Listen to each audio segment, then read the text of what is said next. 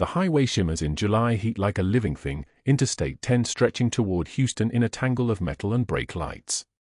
Katie Rodriguez pulls her battered sedan onto the gravel shoulder, the tires crunching as she kills the engine. Through the windshield, the multi-car pileup sits maybe 200 yards ahead, 3 vehicles, maybe 4, arranged like the aftermath of something violent. Traffic crawls in both directions, horns blaring, drivers leaning on their frustration. She sees him before she sees the accident. A man in a wheelchair, listing sideways on the uneven gravel, his chair tilted at an angle that makes her stomach tighten. The wheelchair's wheel has caught in a rut. His service dog, a German shepherd with official patches visible even from this distance, stands rigid beside him, whimpering. The man's face is the color of boiled meat. Sweat pours down his temples like he's hemorrhaging water. Katie grabs her water bottle from the passenger seat and moves. Not running, she learned long ago that running draws attention, but moving with the kind of purpose that makes people step aside. Her hands shake as she walks, the same tremor that comes during thunderstorms, the one she can't fully suppress even now. She breathes through her nose. In. Hold. Out. Calm is a learned skill, like anything else. His name tag reads James Chen. She can see it from 6 feet away, stitched in white thread on a vest that's seen better days. Below the name, patches identify him as former military. Below that, on his forearm, a tattoo catches the light, faded black ink forming call signs and numbers. Raven 6. Katie's breath catches. Just for a moment. Just long enough that she has to reset, has to pull the professional mask back over her face like a wetsuit. Raven 6. That's a name she hasn't heard out loud in 18 months. That's a name that lives in the part of her mind she doesn't open during daylight hours, the part that waits for 3 a.m. when the nightmares come. She kneels beside the wheelchair, her knees hitting gravel that bites through her scrub pants, and Chen's eyes track toward her face for just a fraction of a second before clouding over again. Recognition doesn't come. Whatever his traumatic brain injury stole, it took his ability to remember faces, hers included. The man whose ribs she cracked during CPR in a Baghdad aid station, whose blood she'd washed from her hands by pouring precious bottled water over her wrists, doesn't know her at all. Hi, James. I'm Katie. Can I give you some water? She speaks the way she's been speaking for 18 months, soft, deferential, the voice of someone who doesn't take up much space. Her hand trembles slightly as she opens the bottle and she steadies it against her leg. You're in the heat. That's not good for you. Chen's eyes are unfocused, swimming. He doesn't respond, just stares past her at something that might be the sky or might be nothing at all. His service dog presses against her knee, and Katie feels the animal's anxiety vibrating through her leg. The dog knows something's wrong. Animals always know. The gravel crunches behind her before she hears the radio static. The sound comes first, that particular frequency that belongs to authority, to men in uniforms, to people who've spent their careers teaching the world to move when they arrive. Katie recognizes the sound the way a rabbit recognizes the shadow of a hawk. She doesn't turn around, but she feels him. Sergeant Marcus Venn. She'll know his name in another 3 seconds, after he tells her. Right now, he's just boots and shadow and the weight of a badge that feels like an anchor around his neck, the kind of weight that makes men desperate to prove their worth by controlling everything around them. Step back from the victim. His voice is the texture of old gravel, rough, authoritative, the kind of voice that's used to being obeyed. Katie can picture him without looking, mirrored sunglasses, probably. 38, 40 years old. 15 years on the force, which means he's been doing this long enough to think he understands everything and not long enough to know what he doesn't understand. His reputation is built on efficiency. Clean scenes. Fast processing. Statistics that look good in quarterly reports. A nurse kneeling beside a wheelchair patient is a complication. A delay. A footnote on his accident report. Katie rises slowly, and her hands, those hands that have placed central lines by feel alone, that had performed emergency defibrillation in the back of a Humvee while artillery screamed overhead, stay steady as she turns to face him. He's exactly what she expected. Mirrored sunglasses. Khaki uniform with sergeant stripes. A clipboard in one hand like it's a symbol of authority rather than a tool. His name tag reads Venn, M. His face is the kind of face that's never had to reckon with its own smallness. Sir, I'm a registered nurse. This man needs medical attention. Katie's voice remained soft, measured, the careful speech of someone asking permission rather than stating fact. He's in heat distress. His color isn't right. I'm concerned about. License plate. That's all he says. Not a question. Not a request. A command delivered like she's already shown him her whole hand and he's found her wanting. His eyes move past her to the sedan, reading the plate number out loud into his radio with the slow, deliberate speech of someone making a record. California plates. That's. He lets the rest of the sentence hang, suggesting something about California plates that implies she's not from here, that she's not one of them, that her opinion doesn't count in his jurisdiction. You're contaminating my accident scene. Get back in your vehicle. The stop traffic stretches behind him like an audience. People are watching from their cars, doors open, some of them, drivers standing with their phones already recording, because what is a catastrophe without documentation? A woman with a phone pressed to her ear. A man filming horizontally, the way people film when they plan to upload something. A teenager in a Honda Civic, her TikTok camera running. And Chen sits in his wheelchair, listing sideways, the water bottle still in Katie's hand untouched. Sir, his vitals are. Katie's voice stays calm, stays professional, stays the exact right pitch for someone who knows she's about to be shot down but is trying anyway. The voice of someone who learned long ago that argument requires a platform, and nurses don't get platforms. Not stable. He needs to be in shade, he needs fluids, he needs medical evaluation. I can? You can get in your vehicle or you can get cited for obstruction. Your choice. Venn turns away from her, already dismissing her, already moving toward the actual accident scene like she's vapor. His radio crackles. He responds to dispatch without looking back at either of them. Venn at the primary scene. Will advise. One of the watching drivers leans on his horn. Then another. The sound builds like animals howling at the moon, that specific brand of impatience that belongs to people who have nowhere to be except away from here, now. The sound bounces off the asphalt and the metal of the cars and comes back at them in waves. Roadkill. Someone shouts it from their car. A woman's voice, probably early 50s, the kind of voice that sounds angry at the world for being inconvenient. Move your roadkill, pal. Some of us have jobs. Someone laughs. It's a cruel sound, the kind of laughter that starts as a single note and builds when other people join in, when they realize that cruelty is a group activity and there's safety in the crowd. Katie watches the phone cameras tilt toward Chen, watches his face, watches him understand, despite his injured brain, despite the theft of so much, that he is entertainment. That he is a problem. That he is, in the eyes of strangers, disposable. Her hand trembles. It's not fear. It's something else entirely. It's the feeling that comes before she moves, before the mask comes off, before the world rearranges itself around her. She knows this feeling. She's felt it in field hospitals and in ambushes and in the spaces between decisions that change everything. It's the feeling of restraint. The feeling of hands that are stronger than the circumstances around them, pushed down into their pockets, told to wait. Katie looks at Chen. She looks at his forearm. She reads Raven 6 again, because the tattoo hasn't changed, because the past is tattooed on skin and doesn't rearrange itself based on circumstance. She thinks about carrying him through mortar fire.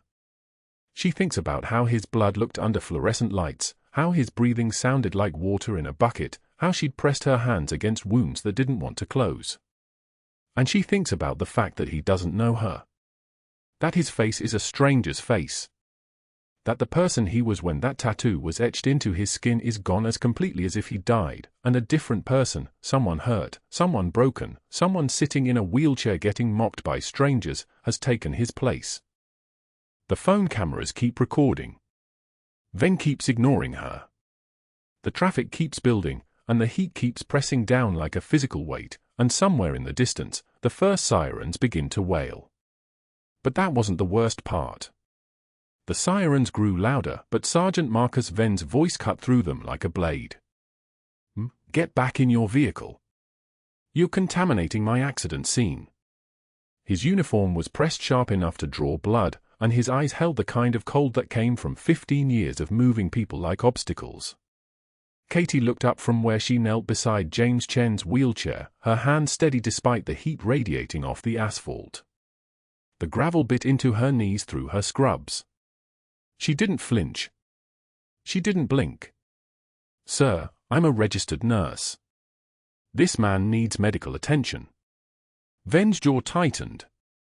He'd built a career on efficiency, accident scenes processed, citations issued, traffic moving, and he resented anyone who complicated his statistics. He reached for his radio without breaking eye contact with Katie, and when he transmitted, his voice was deliberately loud, pitched to carry across the stopped highway. "We've got a Good Samaritan playing doctor here. License plate running now. Stand by for obstruction citation." The sound of the radio transmission seemed to activate something in the crowd. Drivers who'd been sitting in their cars, sweating through the Houston heat, began climbing out. Phones rose like flags. Someone hollered from a pickup truck, "Can't believe roadkill is holding up traffic." Another voice, "Mina, move the cripple already. Some of us have jobs." The laughter that followed had teeth in it. Chen's service dog whimpered and pressed against the wheelchair, sensing something his handler didn't understand. The animal's tags clinked softly as he shifted, and Katie noticed his breathing, shallow, rapid. Not good. Not good at all. Venn stepped closer to Katie, his shadow falling across Chen's lap. "Listen, Nurse Nightingale, I've dealt with 1,000 highway heroes. You want to help? Get in your car before I add reckless endangerment to your citation." The smirk at the corner of his mouth suggested he was enjoying this. The crowd was his audience now. Katie helped Chen straighten his wheelchair slightly, positioning it away from the slant of the shoulder. The movement was gentle, practiced, the kind of care that came from years of field medicine in places where a centimeter of angle meant the difference between stability and catastrophe.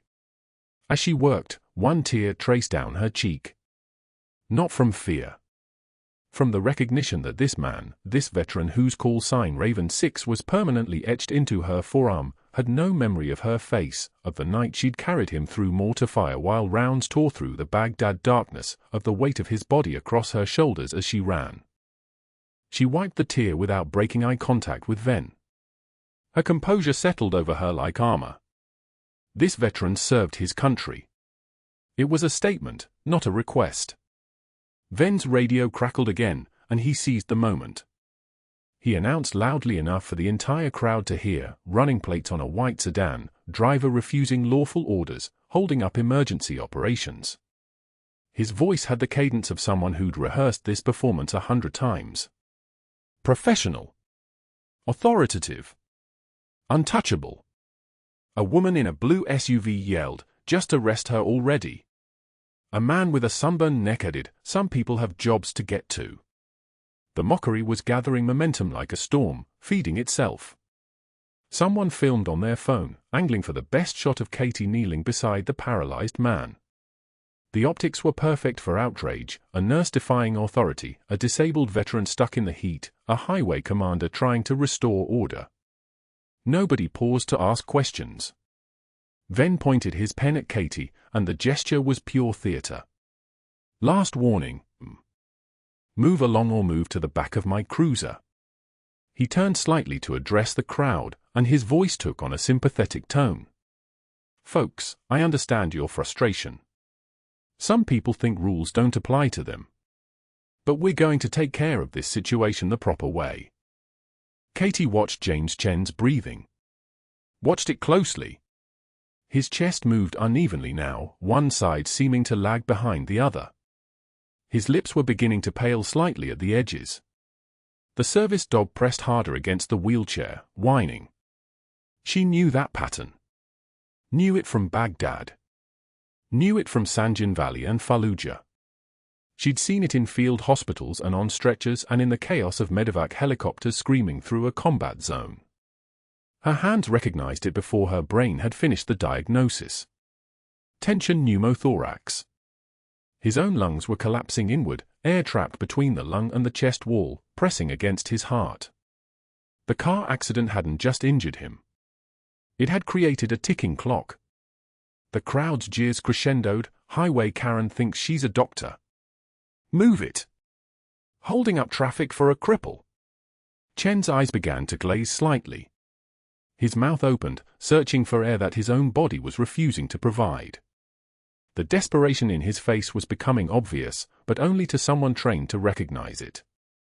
To everyone else, he just looked tired. Katie's voice remained eerily calm. Steady as surgical steel. He's in medical distress. His breathing is compromised. Venn laughed. It was a short, sharp sound. The ambulance is en route.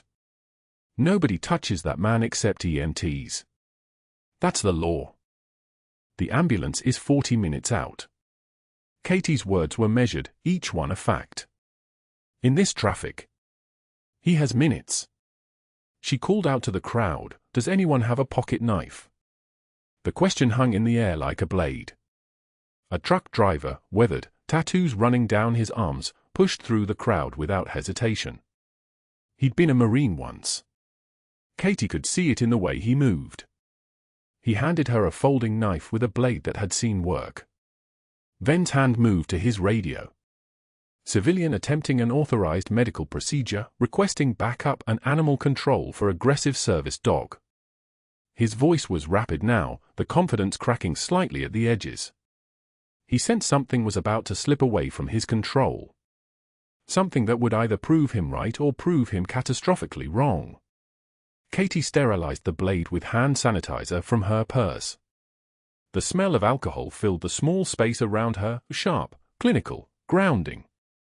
She located the second intercostal space on Chen's chest, mid-clavicular line, her fingers finding the landmarks her body remembered from 1,000 scenarios she'd trained for. She used a hollowed pen casing from her purse as an improvised catheter. The crowd's jeers stopped abruptly. Phones were still recording, but the mockery had frozen in collective throats. Her hands moved with surgical precision. Muscle memory took over. 15 years ago, she'd done this in a Marine Corps tent outside Baghdad. 10 years ago, in a Special Forces medical course in Kandahar. Last year, she'd walked away from it all because the nightmares had become louder than any siren. But her hands didn't forget.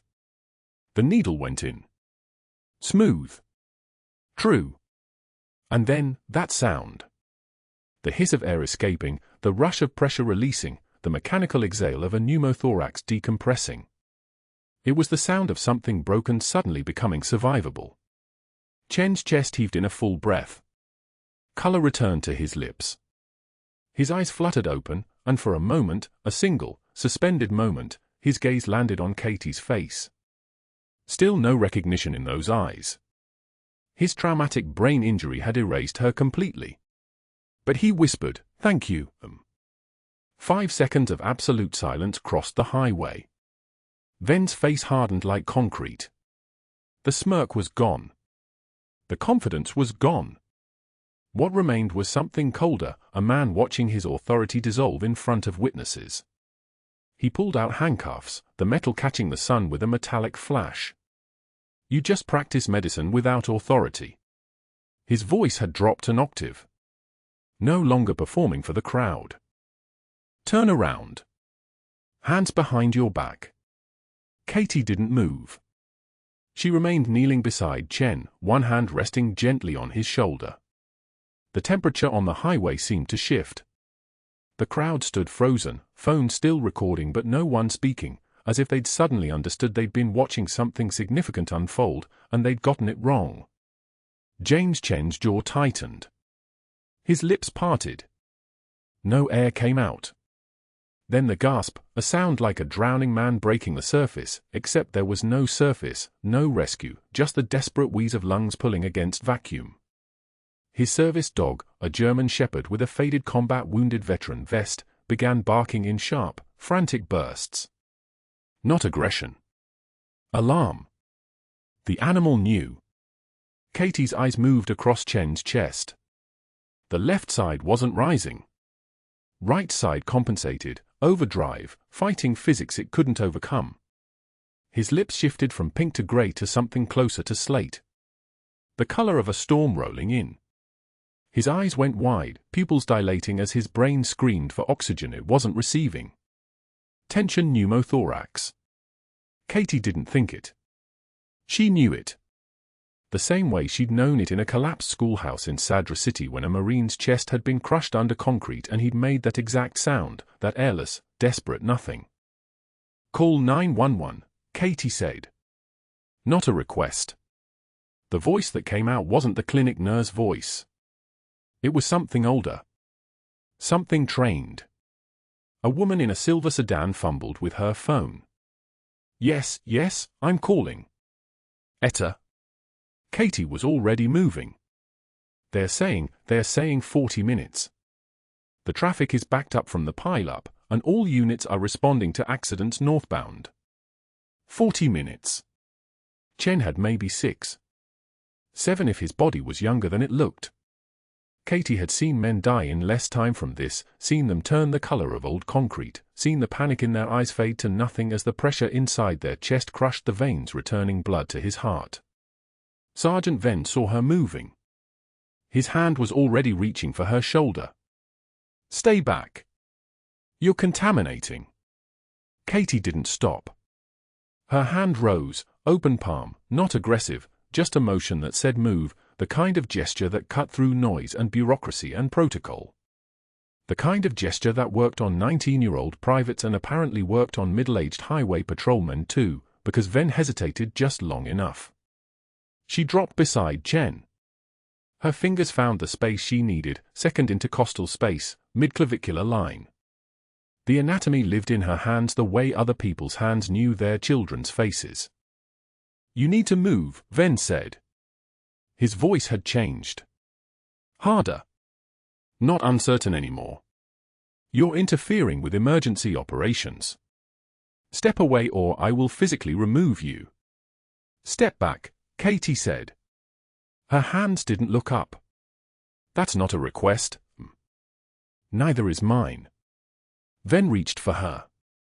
His hand came down on her shoulder and Katie, without thinking, muscle memory older than her civilian life, shrugged it off. Not violent. Just gone. The way you'd brush away a mosquito in the dark. And then his hand came back harder, fingers digging, and this time he pulled. Katie came up with him, off balance, her hands forced away from Chen's chest. The crowd noise surged. Cameras angled. Someone whooped. The dog barked louder. You're under arrest for interference with emergency operations, Venn said, his jaw working. You're contaminating an active scene and you're creating a hazard. Do you understand? Katie understood.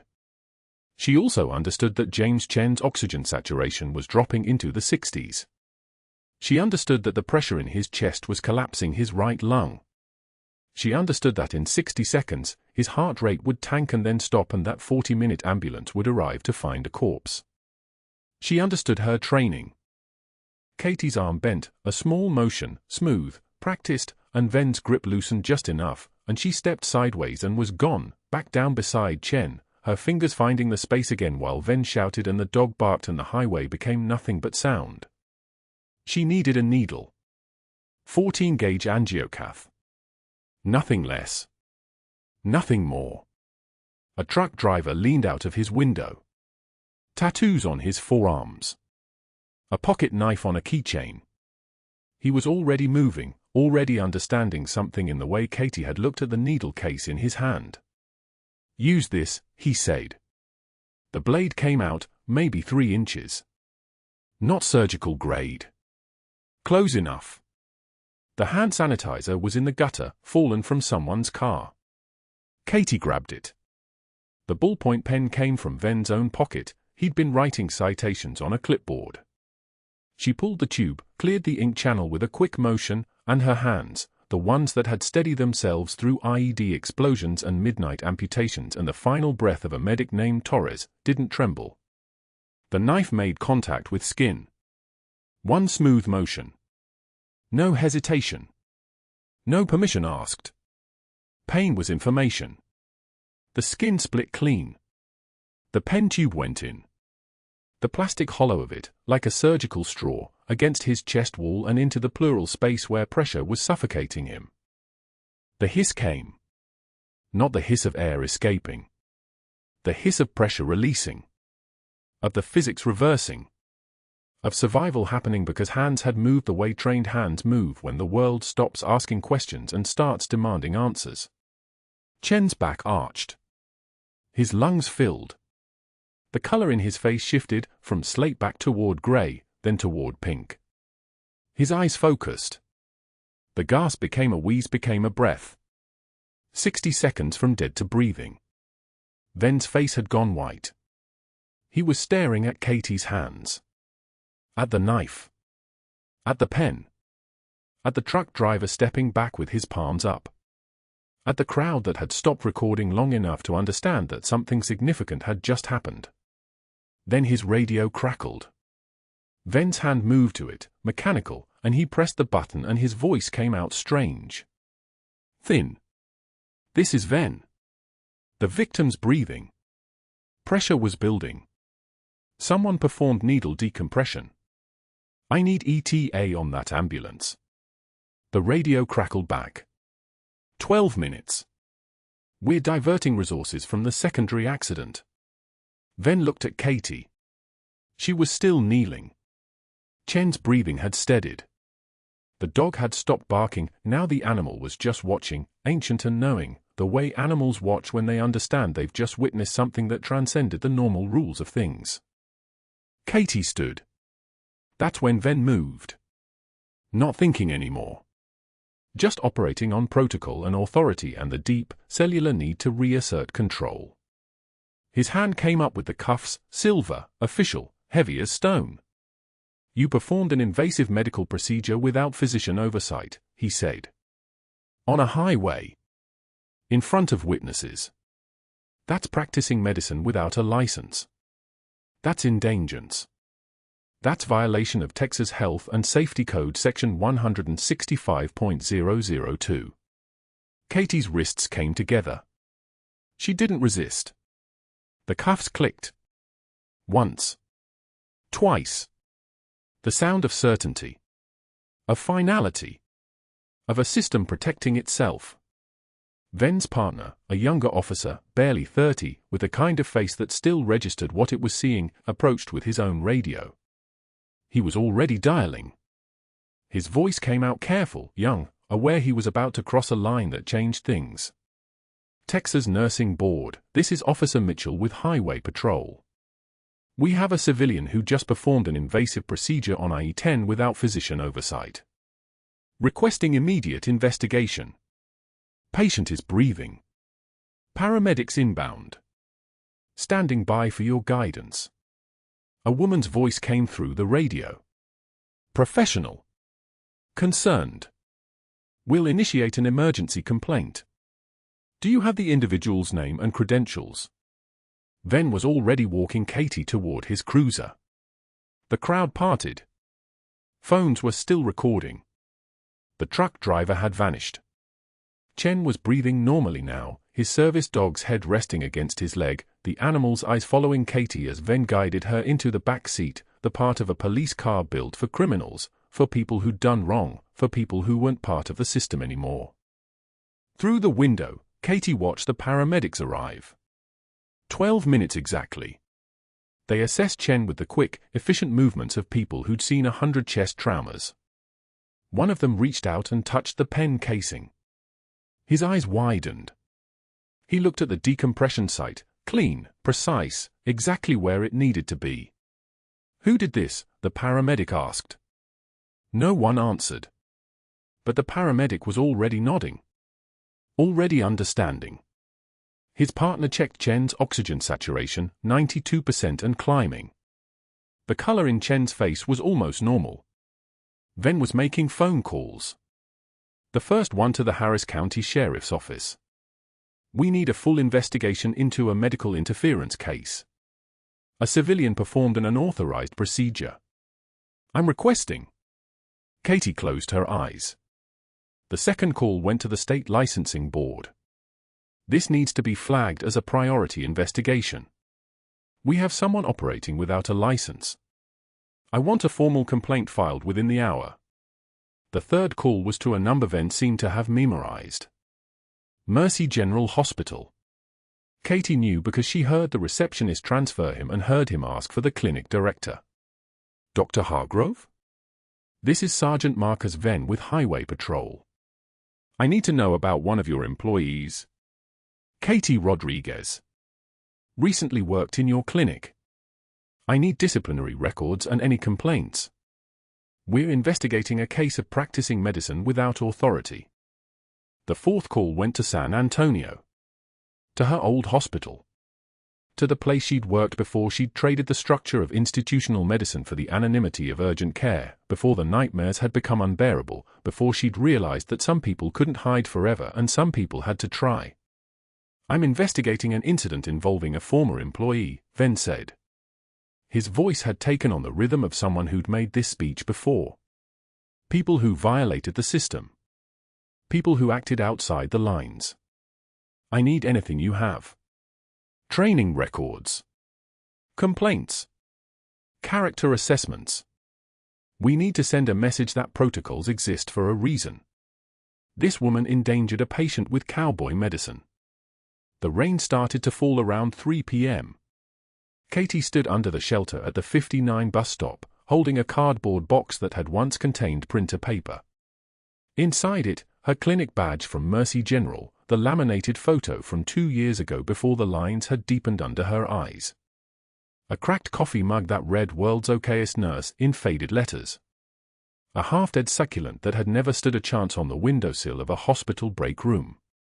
And a photograph, faded now, creased from being folded and unfolded in the dark at 3 in the morning, of her SEAL medic partner, Torres, grinning at the camera in front of the FOB in Baghdad, the kind of smile people only wore when they had no idea it would be their last one. The clinic director had called her in at 2 p.m. Dr. Hargrove. A man who'd always smiled when he thought he was being kind, who'd hired her without asking about the tremor in her hands during thunderstorms, who'd accepted her work without digging deeper because she was efficient and quiet and didn't cause problems. Until she had. Katie, I'm sorry, he'd said. The nursing board has opened an emergency investigation. They're treating this as a violation of the State Medical Practice Act. We can't keep you on staff during the inquiry. I know you were trying to help, but the liability. She'd understood. The system protected itself. That was the only law that mattered. Her phone buzzed at 3:16 p.m. A news alert. Local nurse under investigation for highway incident, Sergeant Venn to hold press conference on proper emergency protocol. The rain soaked through the cardboard box. The coffee mug was still intact. Torres's photograph stayed dry because she'd moved it to her jacket pocket, the same jacket with the faded Special Forces unit patch sewn into the lining, the kind of patch that wasn't supposed to exist, that belonged to operations, that belonged to files marked classified, that belonged to a version of her that couldn't exist in daylight. The bus pulled up. The driver didn't look at her as she boarded. He didn't need to. She was just another person running from something. Houston was full of them. But as Katie sat in the third seat from the back, watching the rain blur the window, she understood something Venn had gotten wrong. He'd assumed she was a nurse who'd overstepped. He didn't know he'd just arrested someone who had already survived the worst that training, doctrine, and human cruelty could inflict. He didn't know he'd just handcuffed a woman who had nothing left to lose. And that was the moment, the precise, unavoidable moment, when everything stopped belonging to Venn anymore. Sergeant Marcus Venn sat in his patrol car outside the Harris County Sheriff's Station, rain hammering the windshield like accusations. His radio crackled with routine traffic calls, but his hands moved with purpose, dialing numbers, activating networks that had taken him 15 years to build. The Texas Nursing Board director answered on the second ring. "This is Sergeant Venn, Highway Patrol. I need to file a formal complaint against an individual practicing medicine without licensure. Name is Katie Rodriguez. She performed an invasive medical procedure at an active accident scene, interfering with established protocols."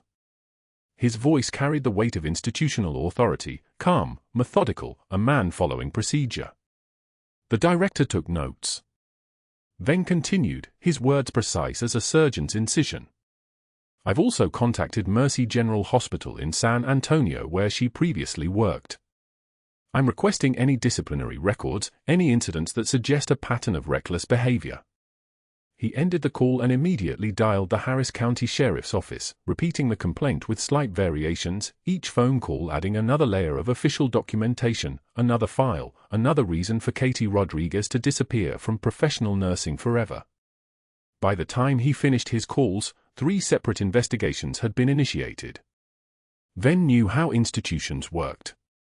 They moved slowly, but they moved with certainty. Katie had already been fired from Mercy General's urgent care clinic. The state board would revoke her license. He had insured it. What Venn didn't know was that Katie was no longer in her apartment.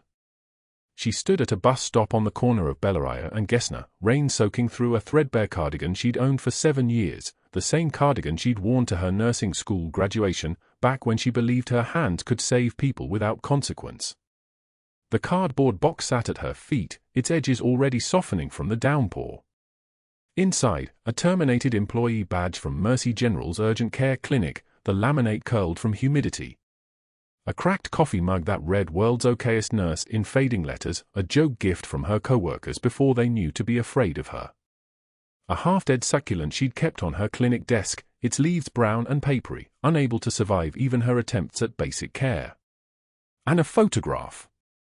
A 4x6 print showing a younger Katie in desert tan camouflage, her arm around a man in a SEAL Team medic's kit, both of them covered in dust and something darker. The photograph was dated July 2021.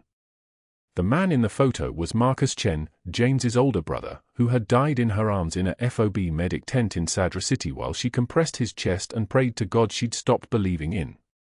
Rain dripped onto the cardboard box. Katie didn't move it.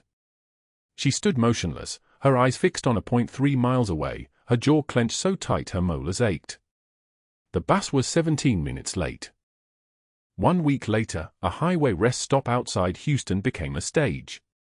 Cameras lined the parking area, their operators positioning for the perfect angle of a man in a crisp uniform standing beside a podium, the accident scene visible behind him marked with orange safety cones. Local news vans had arrived from 3 stations. Katie had seen the invitation on the courthouse bulletin board, her nursing board hearing was scheduled for 2 weeks out. Venn's press conference was scheduled for now. He stood behind the podium in dress uniform, his brass polished to mirror shine, his campaign hat positioned with military precision. But Venn had never served, his authority came from the badge, from procedure, from the institutional machinery that crushed individual exceptions beneath the weight of protocol. "Ladies and gentlemen," he began, his voice carrying the rehearsed confidence of a man who had practiced these words.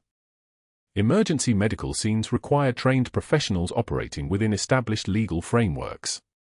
When untrained civilians intervene, they jeopardize patient safety and compromise responder operations." A reporter raised her hand. "Can you comment on the individual who performed CPR on the patient?" "The patient was receiving appropriate care from certified paramedics," Venn said. "An unlicensed individual performed an invasive medical procedure, needle decompression, specifically, that violated multiple state regulations and could have caused catastrophic complications." He paused, letting the words settle. "I've contacted the Texas Nursing Board, Harris County Sheriff's Office, and multiple healthcare facilities. This individual has a pattern of," the sound arrived before the vehicle.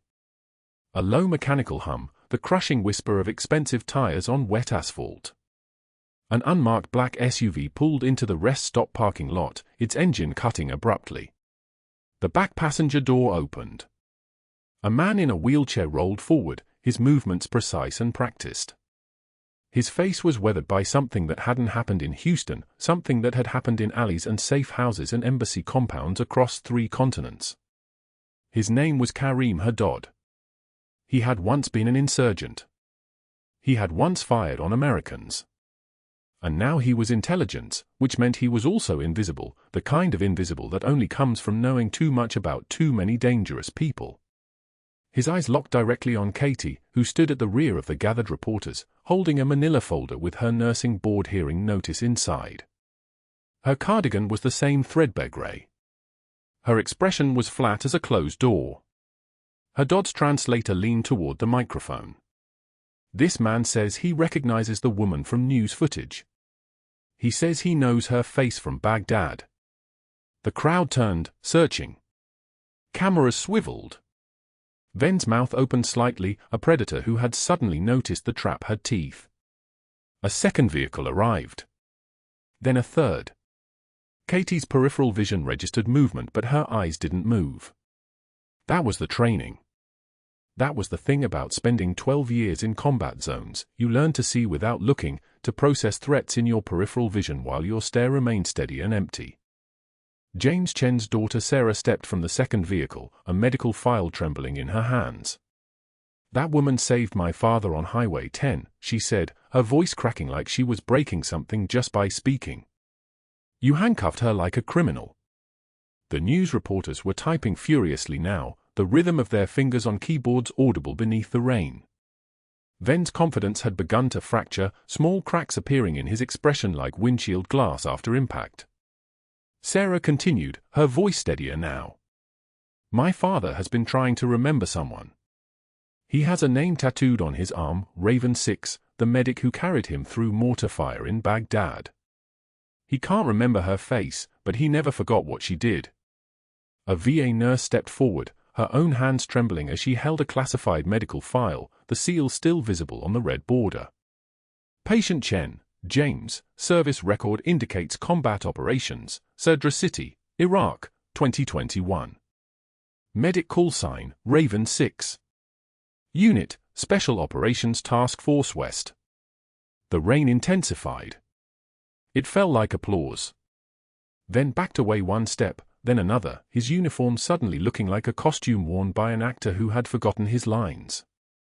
The sound of boots on asphalt cut through the noise of cameras and rain, precise, rhythmic, the sound of someone who had walked across continents in exactly that manner. A man in navy dress whites emerged from the third vehicle, his chest heavy with ribbons that seemed to absorb the gray afternoon light. Master Chief Ron Valdez. His commanding officer's commanding officer. His career made visible in a single uniform. Valdez walked past Venn without acknowledgement, his eyes fixed on Katie with the precision of a laser finding its target. Katie's hands, which had held together 43 human beings in Iraq, which had performed emergency needle decompression in front of hostile witnesses, which had remained absolutely steady while the rest of her life fell apart, those hands finally moved. Not trembling. Never trembling. Just moving to cover her mouth as tears came, unexpected and uncontrollable, the kind that only come when the person you thought you'd lost is suddenly standing in front of you again. Senior Chief Katie Rodriguez. Valdez's voice was granite and starlight combined. Katie stood at attention, her cardigan soaked, her hands at her sides, her military bearing intact even after 18 months of pretending to be a nurse who'd never seen the inside of a combat medical facility. Senior Chief Petty Officer, United States Navy SEALs Medical Corps, Valdez continued, his voice steady enough to make the rain sound louder by comparison. 12 years of service. 2 overseas deployments. Retired 18 months ago following service-connected PTSD. The reporters stopped typing. The cameras focused. Katie's jaw was clenched so tight her temples ached, but she didn't look away. Sarah Chen moved forward, her hand touching her father's wheelchair. "My father told me Raven 6 carried 3 wounded men for 6 hours through enemy territory. He said she was the bravest person he ever met." The VA nurse's voice came again, reading from the declassified portions of James Chen's service record. "Combat Rescue Operation, Sadr City, Iraq, 2021. Medic performed emergency field surgery, established airway management, and evacuated 3 critically wounded personnel through active hostile fire. Patient states medic took shrapnel to left lower extremity and right shoulder during extraction. Medic continued operating despite injuries. Katie unconsciously touched her left thigh, that old injury she'd learned to hide with a flat stride and pain management that looked like stoicism. Venn had backed away now to the edge of the crowd, his uniform suddenly looking wrinkled, his authority dispersing like smoke in heavy rain. A Department of Defense official stepped forward, her credentials visible on her badge. Senior Chief Rodriguez was voluntarily separated from active duty following approved medical discharge. She chose civilian life and requested no contact with former military units. She has been working under her civilian nursing credentials for 18 months. The official's next words came with the weight of institutional machinery reversed, the full power of the federal government now pointing in a completely different direction. The Department of Defense is recalling Senior Chief Rodriguez to active duty status, effective immediately. She will serve as medical consultant for the Joint Task Force on Combat Veteran Emergency Response. James Chen's eyes finally found Katie's face, and recognition, true, bone-deep recognition, bloomed across his features. Not because his traumatic brain injury had suddenly healed. Because his body remembered what his mind could not. He reached toward her, his wheelchair rolling forward, and Katie moved without thinking, kneeling in the rain beside the man she had carried through mortar fire 6 years ago, whose sister she'd never been allowed to meet, whose memory of her had been erased by the same explosion that had nearly killed him. Valdez turned toward Venn with cold precision. You arrested a decorated combat veteran for saving a life using techniques she performed under fire in Baghdad. Venn opened his mouth. Nothing came out. The rain fell. The cameras captured everything. And Katie, who had spent 18 months trying to be invisible, trying to be nobody, trying to forget the weight of lives she'd held in her hands, finally stopped trying to hide. The unmarked SUV pulled into the highway rest stop parking lot at 2:56 p.m., and the news helicopters were already circling like vultures that had caught the scent of blood. Sergeant Marcus Venn stood at his makeshift podium, his uniform pressed and his jaw set, running through a prepared statement about proper emergency protocol and the dangers of civilian interference when the rear door of the black vehicle opened and a wheelchair emerged first, pushed by a woman whose voice cracked like she was holding back 18 months of rage in a single sentence. That woman saved my father on Highway 10, Sarah Chen said, her hand trembling on the wheelchair handles, and you handcuffed a senior chief petty officer. The microphone swung toward her. Cameras refocused. Venn's face did something that looked like confusion, like he was trying to process a sentence in a language he didn't speak. The crowd, which had been composed mostly of highway safety advocates and conservative talk radio hosts, shifted. Energy changed. A woman in a VA uniform stepped forward, and the manila folder she held seemed to carry weight that had nothing to do with paper. I'm Nurse Patricia Holloway, Veterans Affairs Medical Center, she said, her voice steady as a surgical laser. I have James Chen's classified medical file here. With his permission and full DOD clearance, I'm reading the following notation dated June 14, 2021, Baghdad Forward Operating Base Shank. She opened the folder. The rain started then, light but deliberate, pattering against the podium's metal frame. Patient states he owes his life to SEAL Medic Senior Chief Katie Rodriguez, attached to Special Operations Task Force West. She performed emergency field medicine under fire for 6 consecutive hours, carrying 3 wounded teammates through active combat zones. End notation. Venn's hand moved to his belt. His deputy moved closer. The Harris County Sheriff, who had been standing to the side with his arms crossed, didn't move anything except his eyes, which narrowed like a predator recognizing weakness in its prey. Then the man in navy dress white stepped out of the SUV, and the parking lot went dead silent. Master Chief Ron Valdez moved with the terrifying fluid precision of someone who had spent 32 years commanding warriors in places where hesitation meant death. His cover sat at regulation angle. His medals hung in perfect alignment. When he spoke, his voice carried the kind of weight that makes junior officers instinctively straighten their spines, and Venn's spine was not junior officer anymore, it was middle-aged and very, very exposed. "I am Master Chief Ron Valdez, Tactical Command, Naval Special Warfare," he said, and each word fell like a hammer strike. "I commanded Senior Chief Katie Rodriguez in Baghdad. I want the people watching this broadcast to understand something very clearly." He paused. The helicopter rotors thumped overhead like thunder rolling across the city. Senior Chief Rodriguez earned 2 Bronze Stars with Valor. The crowd absorbed this. Several reporters scribbled. A Purple Heart. More scribbling. Venn's face had gone the color of spoiled milk. And the Navy Cross for carrying 3 wounded teammates through enemy fire for 6 consecutive hours without stopping, without calling for backup, without thinking about anything except keeping those men alive. Valdez turned directly toward Venn now, and his eyes were the color of a stormy Atlantic, the kind of eyes that had watched men die and decided what their deaths meant. "And you arrested her for saving a life." That was when the Defense Department official stepped forward, a woman in a charcoal suit with credentials that made her presence feel like federal authority condensed into human form. She carried another folder, and this one carried a different kind of weight, the kind that comes from the Pentagon, from classified channels, from decisions made in rooms where regular people don't get to sit. Senior Chief Rodriguez is being recalled to active duty as a medical consultant for a joint task force focused on civilian emergency medical response training, she announced.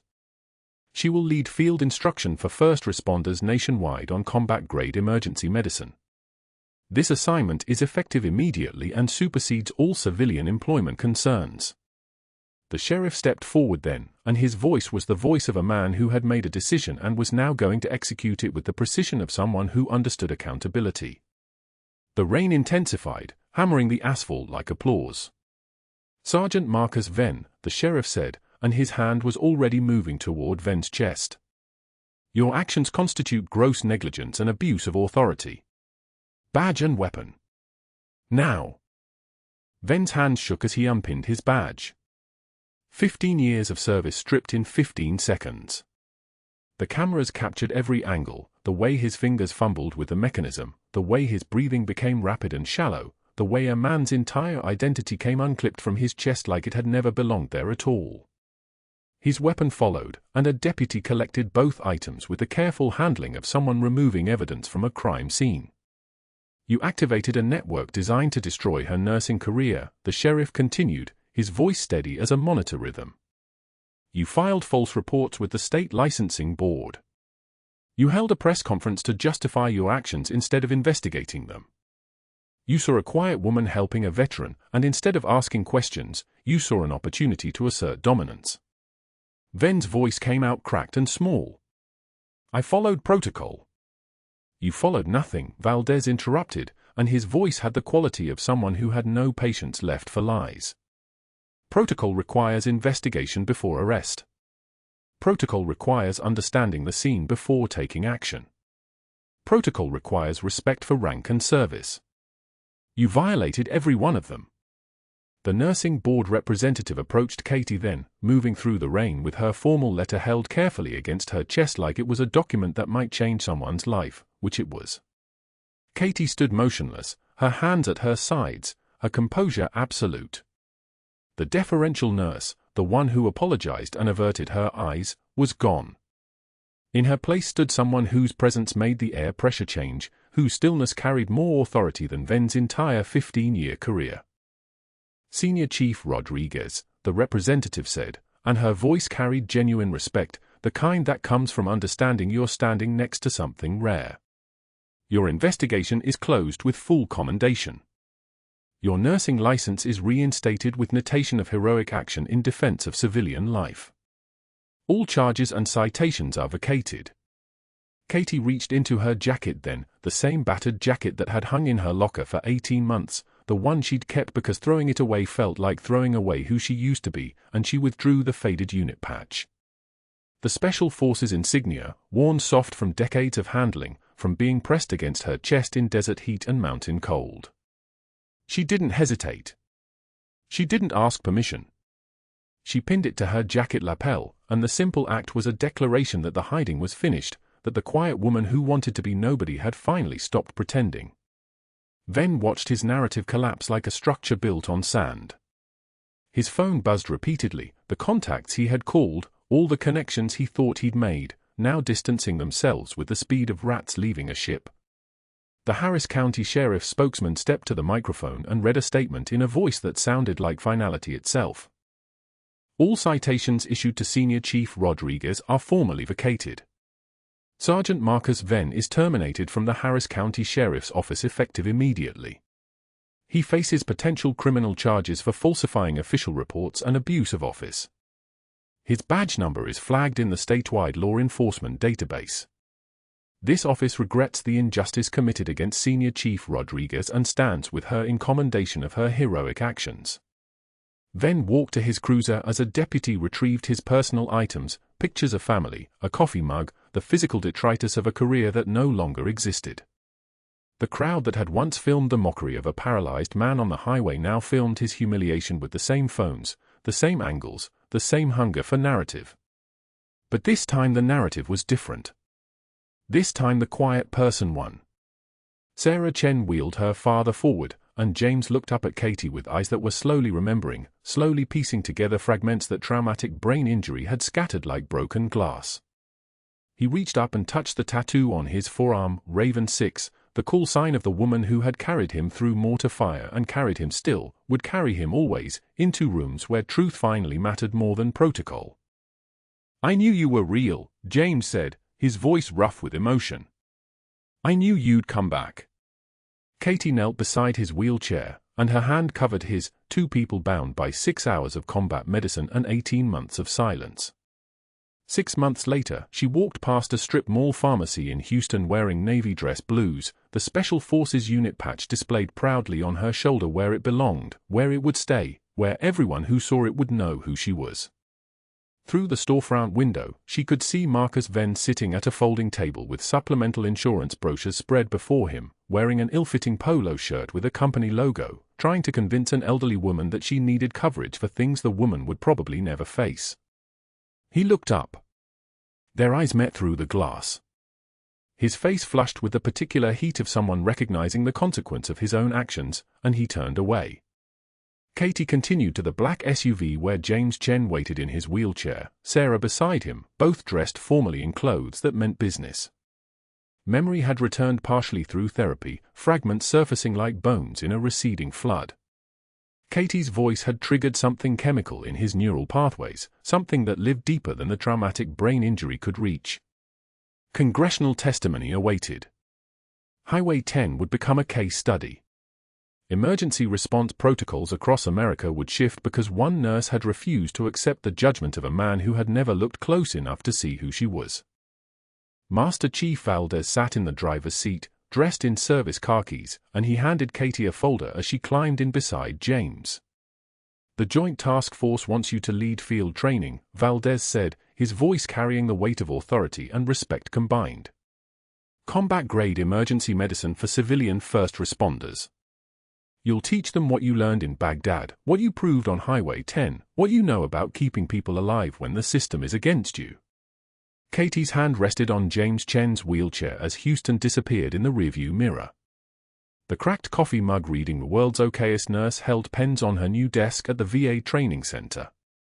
The succulent on her nightstand had finally thrived with proper care, its leaves thick and green again, alive again, like everything else that had been left in the dark long enough could bloom when someone finally remembered to water it.